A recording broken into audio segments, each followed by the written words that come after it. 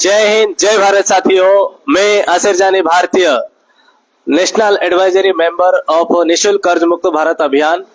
साथियों, अगर आपके ऊपर किसी भी तरह का कर्जा हो गया है तो घबराइए मत, बिल्कुल भी परेशान मत होइए।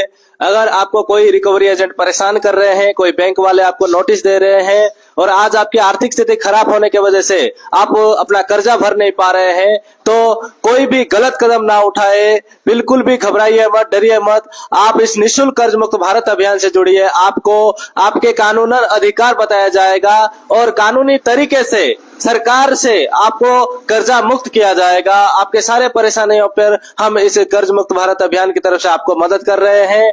आप कोई भी परेशानी है, आप हमारे साथ कॉल करके आप बता सकते हैं।